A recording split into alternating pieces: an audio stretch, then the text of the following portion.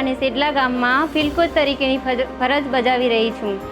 જી સફળ નામની એક યોજના છે જે પીએમ મોદી સાહેબ દ્વારા 8 માર્ચે લોન્ચ કરવામાં આવી હતી, જેની અંદર અંત્યોદય પરિવારની 18 થી 65 વર્ષની બહેનોને લાભાર્થી બહેન તરીકે અમે સિલેક્ટ કરી હતી। તેમની આજીવિકામાં વધારો કરવા માટે અમે તેમની અંદર જે સ્કિલ હતી તેઓ જે રીતે કામ કરતા હતા તેવું અમે મેપિંગ કરી અને તેમની આજીવિકા સિલેક્ટ કરી હતી।